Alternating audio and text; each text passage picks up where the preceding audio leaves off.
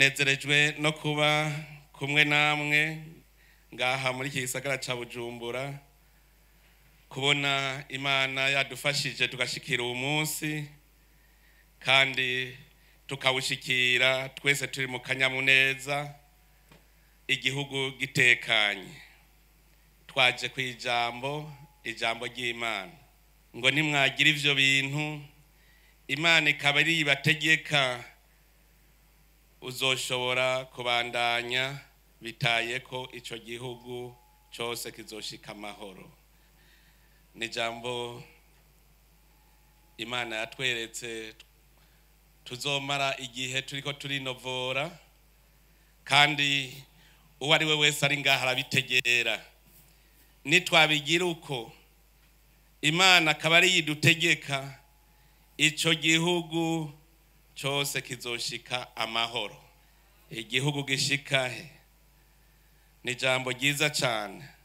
None rero Imana y'u Burundi rudasumbwa, itanga inka n'ibibondo nihezagirwe.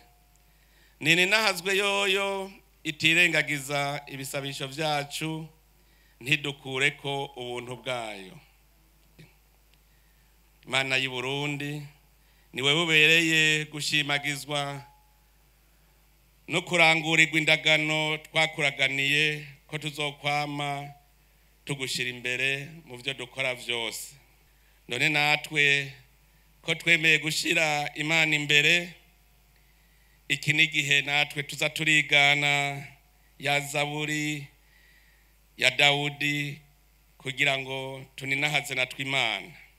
Niyo ivuga iti, ni wowe Mana yacu ukomeza imisozi kubw'ububasha bwawe wikenyeje ubutwari. Ni wewe uturuza inkuruma y'ibiyaga, inkuruma y'ibisebuzi vyavyo n'uruyogoyogo rw'ibihugu. Uragendera isi ukayivomera, ukayuzuza amatungo. Imana ihindura Uburundi uko bukeye uko bwije, ihindura imitima y'abarundi ku mutaga no mwijoro. None Uburundi bugeze ku ntambwe twebwe nyene twishimira turavye iyo tuva. Aha mubona twavuye kure. Amahoro twahora tuyumva mu bindi bihugu tutazi ingene bayabamwo, none ngaha iwacu igihugu cy'u Burundi cabaye icanya c'uburuhukiro. Amakungu yose arahaza atakwijijanya imitima. Ikitunezereza gusumba, n'abaje iyo bashitse babaza bati iki ni ca gihugu twahora twumva bavuga. Ega twari twarabaye iciro ry'umugani. None uno munsi niduhimbagwe tunezegwe kuko Imana yaratwiruye. Twarajabutse ikiyaga gitukura, ubu turi mu rugendo twubaka igihugu kugira ngo tukigire koko igihugu c'amata n'ubuki Imana yadusezeraniye kuva kuri ba sogokuruza. Mbega igihugu gitembamwe amata n'ubuki no kuvuga iki? Turavye insiguro zitangwa na benshi bavuze ko igihugu c'amata n'ubuki ari igihugu kirimo umusesekara w'ivyimburwa bivuye mu bworozi bw'ibitungwa hamwe no mu burimyi. Amata ava mu bitungwa kandi niyabungabunga umubiri.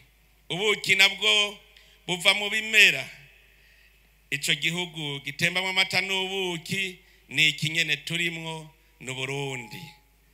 Nkuko tudahengeshanya kubivuga, kugira ngo tubone ko Imana yaduhaye koko igihugu c'amata n'ubuki, turavye igihe Imana yariko iragenekereza igihugu yasezeraniye bene Israeli, tubona ko ari igihugu gisa n'Uburundi turavye mu vyanditse.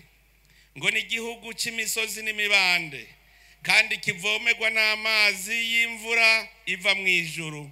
Ivyo tubisoma mu gitabo c'amategeko ikigabane ca 11 ku murongo wa 11. Ni igihugu c'imigezi, amasoko y'amariba y'amazi yiburuka mu mibande no misozi.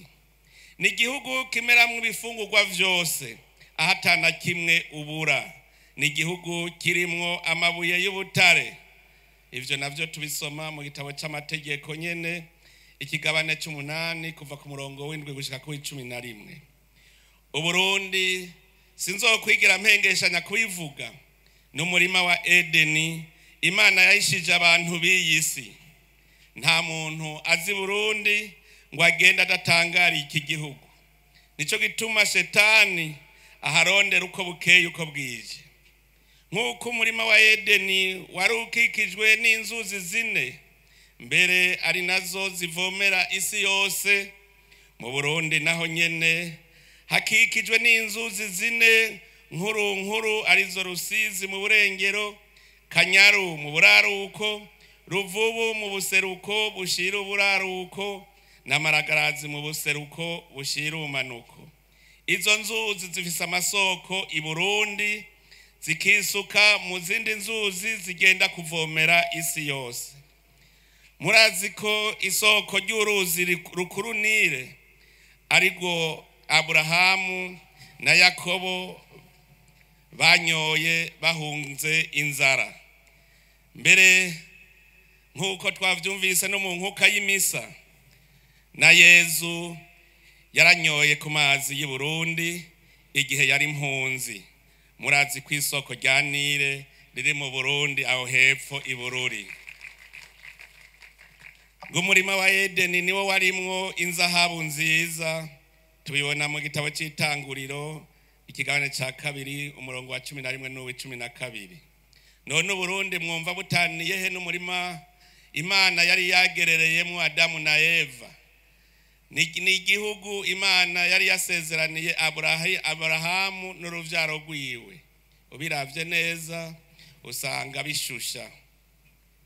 Ngo ni igihugu umukama Imana yawe yitwararika.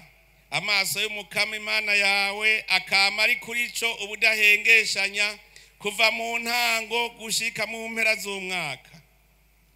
Mu gitabo c'amategeko, amaso y'umukama Imana yacu yama ku gihugu c'u Burundi. Ababizi n'abacipfuriza inabi ariko bikanka ko imigambi yabo iranguka. Imana icungera Burundi imisi yose ijoro n'umurango.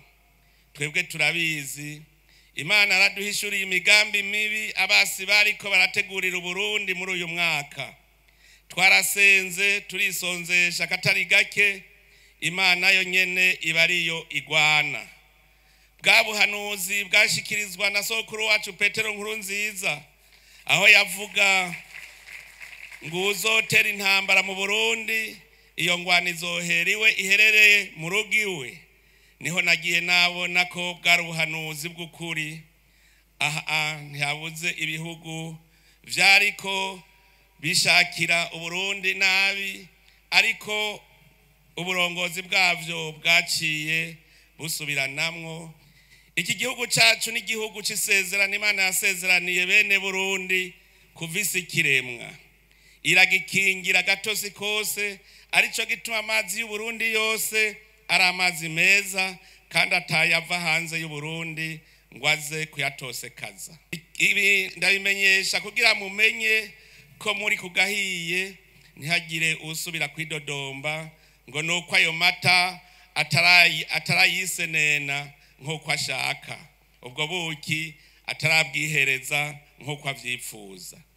Tubimenye neza na Aburahamu yarinze apfa ataranywa ya mata yo mu gihugu ca Kanahani. Imana yahaye igihugu Aburahamu, ariko abagiye kurya ivyamwa vy'ico gihugu babishikiriye hamaze kurengana imvyaro ibihumbi n'ibihumbi. Kukaba nkako Imana yari yarabwiye Aburahamu ko ico gihugu azogiha uruvyaro rwiwe. Na twebwe ntihagire uvuga ko tutarajya ivyamwa vy'u Burundi nk'uko tuvyipfuza. Aburahamu yabaye akigerera mu gihugu c'isezerano, hacatera amapfa mu gihugu. Aburahamu amanuka mu Misiri kugererayo kuko amapfa yari yatikije inganda muri ico gihugu c'isezerano. Ariko aho nyene yahakuye umugisha. asubira muri cya gihugu atunze amasho, ifeza n'inzahabu nyinshi.